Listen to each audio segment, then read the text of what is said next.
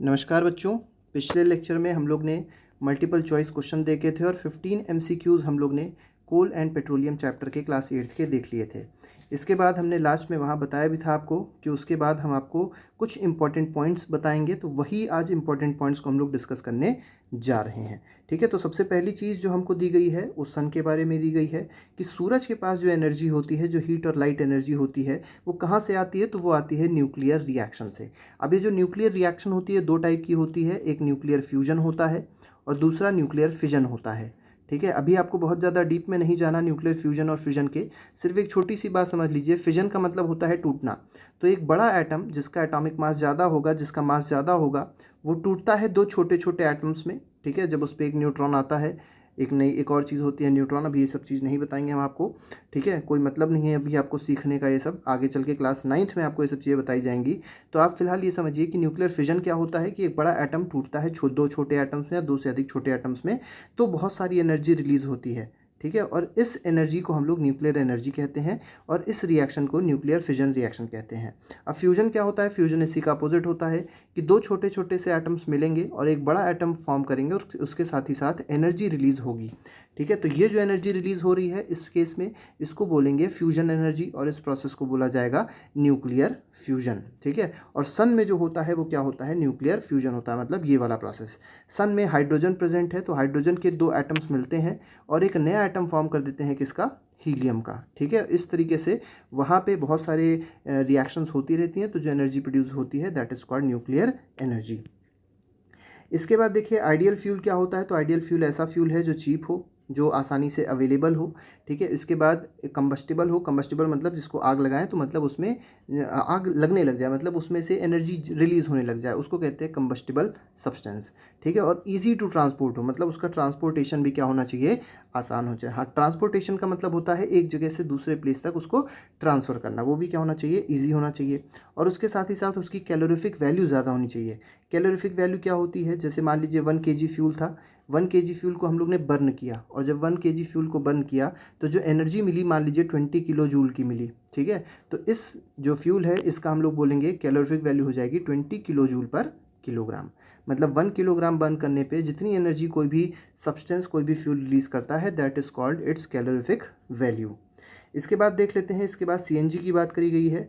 CNG का मतलब होता है कॉम्प्रेस्ड नेचुरल गैस। अब ये कम हार्मफुल होती है, और कम हार्मफुल क्यों होती है? क्योंकि देखिए इसमें नेचुरल गैस है, इसमें CH4 होता है।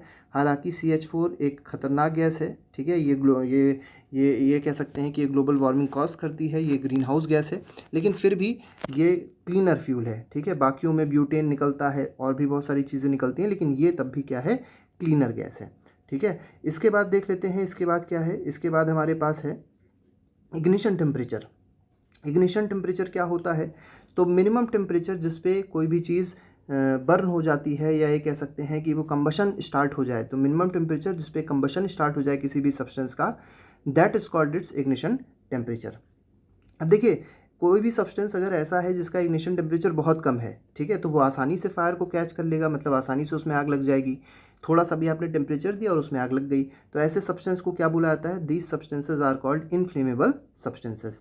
और उसका एग्जांपल देखेंगे तो जैसे पेट्रोल है, एल्कोहल है, लिक्विफाइड पेट्रोलियम गैस है जिसको एलपीजी बोलते हैं। याद रखिएगा एलपीजी में जो सबसे ज़्यादा कंटेंट होता है वो किस गैस का होता है? तो वो होता है ब्यूटेन का। और अगर सीएनजी में पूछा जाए सबसे ज़्यादा कंटेंट किस गैस का होता है, तो आप कहेंगे मीथेन का। ठीक है, तो ये मीथेन और ब्यूटेन के बारे में आपको बात पता होनी चाहिए। इसके बाद देख लेते हैं, तो ये तो हुई कंबस्टिबल सब्सटेंस की बात और इग्निशन टेम्परेचर की बात। इसके बाद देख लेते हैं कि मान लीजिए कहीं पे आग लग गई तो उसको बुझाया कैसे जाए। ठीक है, तो उस बुझाने के लिए बहुत सिंपल तरीका है जो सभी लोग अपनाते हैं, और वो क्या है कि वाटर। हम लोग वाटर को यूज़ करते हैं। क्यों वाटर को यूज़ करते हैं? क्योंकि वाटर क्या करता है कि इस कंबस्टिबल सब्सटेंस को ठंडा कर देगा, और जब ठंडा कर देगा तो इसका इग्निशन टेम्परेचर जो हो जाएगा वो क्या हो जाएगा? वो नीचे आ जाएगा। मतलब इसका जो टेम्परेचर है, कंबस्टिबल सब्सटेंस का जो टेम्परेचर होगा वो क्या हो जाएगा? कम हो जाएगा। तो आसानी से इसमें आग जो लगी थी वो बुझ जाएगी। और एक और चीज़ होती है, तो मतलब इससे आग स्प्रेड भी नहीं होती है। और साथ ही साथ एक और चीज़ होती है कि जब ये वाटर जलता है, वाटर जब बर्न होगा तो ये क्या करते क्रिएट करता है? वाटर के वेपर्स क्रिएट करता है। और ये वाटर के वेपर्स क्या होते हैं? जो भी कंबस्टिबल सब्सटेंस होता है उसको आसपास में घेर लेते हैं। जैसे मान लीजिए ये कंबस्टिबल सब्सटेंस है, तो वाटर के वेपर्स क्या होंगे? इसको घेर लेंगे, और जब घेर लेंगे तो ऑक्सीजन जो आनी चाहिए इसके ऊपर वो अब नहीं आ पाएगी। ऑक्सीजन क्योंकि नहीं आ पाएगी तो अब आगे कोई कंबशन नहीं हो पाएगा, क्योंकि कंबशन होने के लिए ऑक्सीजन की रिक्वायरमेंट सबसे ज़्यादा होती है। O2 is very much required for combustion. इसके बाद देख लेते हैं, तो देखिए 3 रिक्वायरमेंट है मेनली कंबशन की, और क्या क्या है उसी को डिस्कस किया गया है। There are 3 essential requirements. तो पहला एयर है, एयर का मतलब है ऑक्सीजन। अगर ऑक्सीजन नहीं है तो कभी भी कंबशन नहीं हो सकती है, ये बहुत इंपॉर्टेंट है।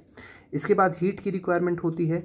हीट का मतलब एक इग्निशन टेम्परेचर प्रोवाइड करना बहुत ज़रूरी है। अगर मान लीजिए हमारे पास ऑक्सीजन था, हमारे पास फ्यूल था, लेकिन हमने इग्निशन टेम्परेचर प्रोवाइड नहीं किया फ्यूल को, तो भी फ्यूल बर्न नहीं होगा, उसमें कंबशन नहीं हो पाएगा। इसके बाद तीसरा, तो फ्यूल बहुत इंपॉर्टेंट है, बिना फ्यूल के कोई भी कंबशन नहीं हो सकता। ठीक है, तो फ्यूल तो तीसरी रिक्वायरमेंट है ही है। इसके बाद देखिए, अगर कोई भी हम लोग चीज़ को हटा दें तो क्या हो जाएगा, मतलब बर्निंग खत्म हो जाएगी। तो हम लोग किसको हटाने की कोशिश करते हैं, एयर को हटाने की कोशिश करते हैं, ऑक्सीजन को रोकने की कोशिश करते हैं। तो इसी को कहते हैं, जिस चीज़ से हम लोग ऑक्सीजन को रोकते हैं या जिस चीज़ से हम लोग फायर को कंट्रोल करते हैं, that is called fire extinguisher. वो क्या करता है, कट ऑफ करता है। किसका कट ऑफ करता है, एयर को रोक देता है, जिससे क्या होता है, टेम्परेचर जो होता है फ्यूल का वो क्या हो जाता है, कम हो जाता है। बात करी जाए अगर इलेक्ट्रिकल इक्विपमेंट की, तो आपको पता है कोई भी इलेक्ट्रिकल इक्विपमेंट होगा और उसको अगर हम लोग ने वाटर डाल दिया, उसके ऊपर वाटर डाल दिया, तो इलेक्ट्रिकल इक्विपमेंट के ख़राब होने के चांसेस बहुत ज़्यादा होते हैं। इसलिए कभी भी ये नहीं कहा जाता कि इलेक्ट्रिकल इक्विपमेंट में अगर आग लग जाए तो उसमें वाटर को हम लोग यूज़ नहीं करते हैं फायर को एक्सटिंग्विश करने के लिए। साथ ही साथ वाटर जो होगी वो डिस्ट्रॉय तो कर ही देगी, और मान लीजिए कभी भी आपने वाटर को ऐसे चीज़ों को एक्सटिंग्विश करने के लिए यूज़ किया, जैसे ऑयल है, जैसे पेट्रोल है, तो क्या होगा, जैसे आप जानते हैं कि ऑयल की जो डेंसिटी होती है, जैसे मान लीजिए ऑयल है, ये ऑयल हो गया, ठीक है, और क्या हो गया, वाटर हो गया, ठीक है, वाटर है मान लीजिए, ठीक है, ये मान लीजिए वाटर है, तो ये केस कभी नहीं आ सकता। क्यों, क्योंकि वाटर की डेंसिटी ज़्यादा होती है, ऑयल की डेंसिटी कम होती है। इसका अपोजिट केस होगा, मतलब जो वाटर होगा वो तो नीचे सेटल डाउन हो जाएगा और ऑयल कहाँ रहेगा, ऊपर रहेगा। तो मान लीजिए आप इसको, आप ऑयल को बुझाने की कोशिश कर रहे थे वाटर से, तो वाटर तो नीचे बैठ गया, लेकिन ऑयल जो होगी वो ऊपर जलती रहेगी, क्योंकि उसकी डेंसिटी क्या होती है, ज़्यादा होती है। तो कभी भी ऑयल की कोई भी आग लगती है या पेट्रोल की कभी भी कोई आग लगती है तो उसको वाटर से बुझाना नहीं चाहिए।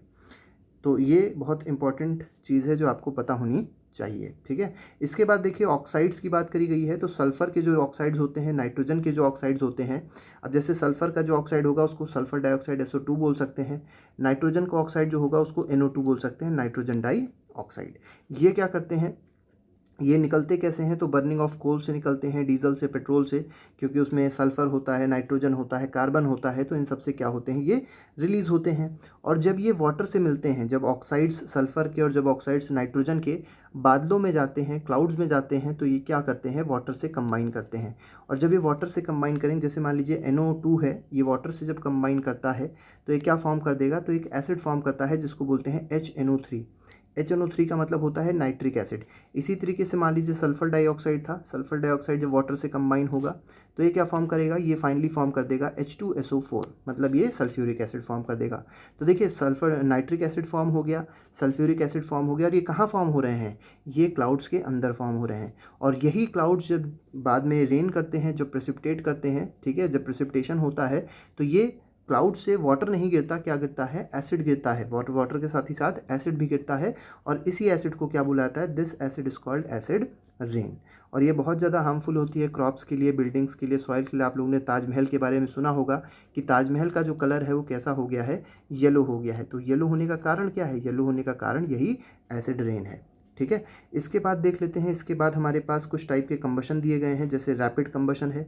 तो रैपिड कंबशन क्या होता है, हम लोग ने देखा है जो गैसेस होती हैं बहुत तेज़ी से बर्न हो जाती हैं, बहुत जल्दी बर्न हो जाती हैं और बहुत ज़्यादा हीट और लाइट प्रोड्यूस करती हैं। ठीक है, और ऐसे कंबशन को क्या बुलाता है, रैपिड कंबशन बुलाता है। और रैपिड कंबशन का देखिए एक एग्जाम्पल भी दिया गया है, और वो क्या एग्जाम्पल है, फॉस्फोरस की बात करी गई है। फॉस्फोरस एयर में तुरंत बर्न हो जाता है रूम टेम्परेचर पे, तो it is an example of rapid combustion. इसके बाद देख लेते हैं स्पॉन्टेनियस कंबशन क्या होता है।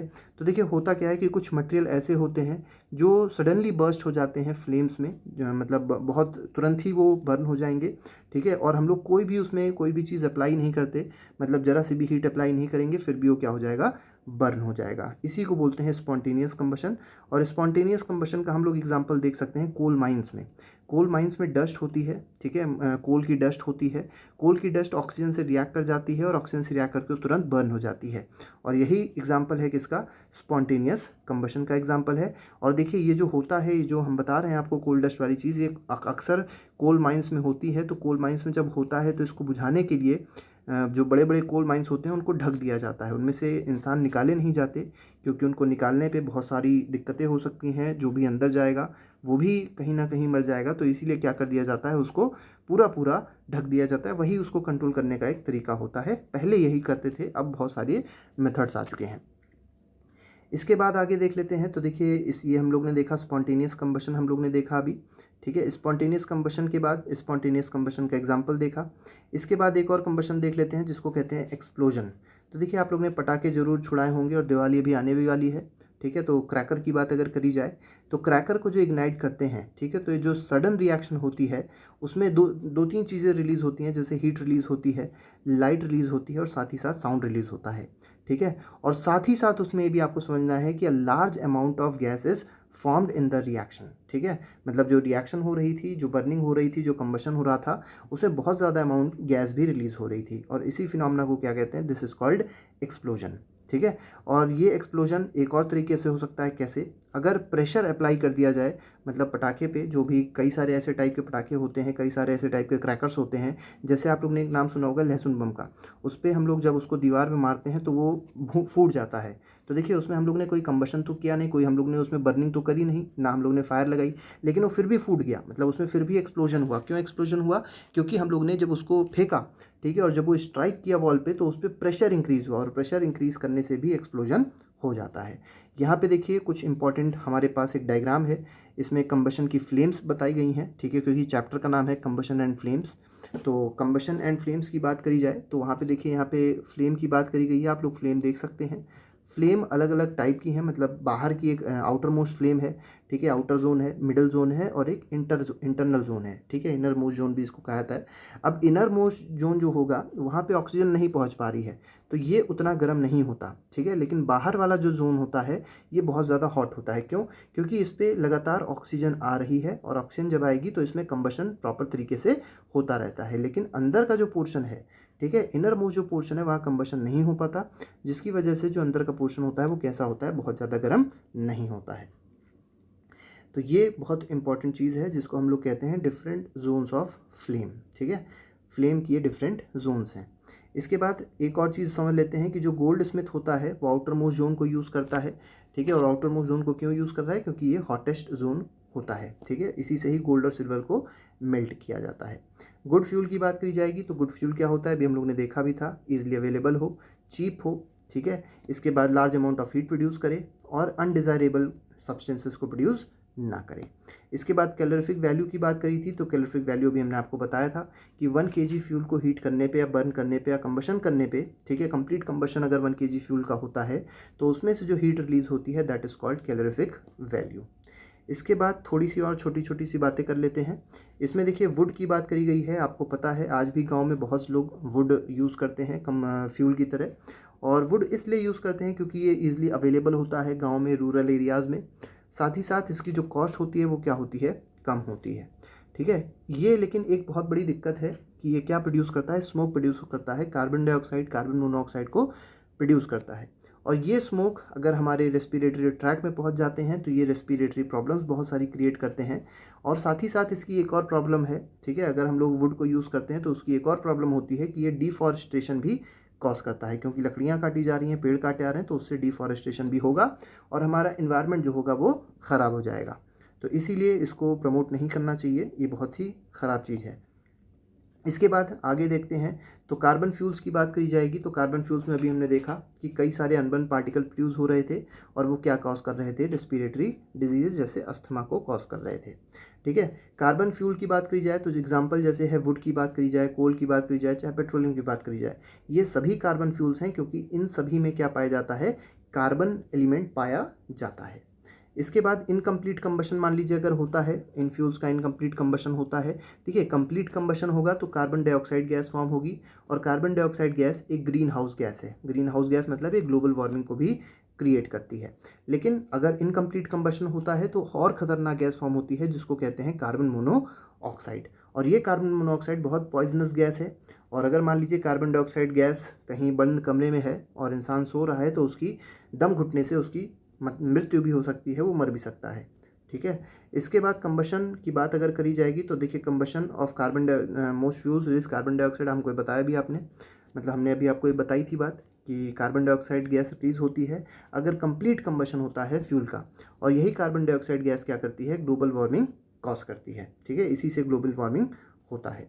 अब ग्लोबल वार्मिंग क्या होता है, तो देखिए नाम से ही पता चल रहा है, ग्लोब, ग्लोब मतलब पूरा अर्थ, और वार्मिंग मतलब गर्म होना, तो एटमॉस्फेयर का गर्म होना उसको कहते हैं हम लोग ग्लोबल वार्मिंग।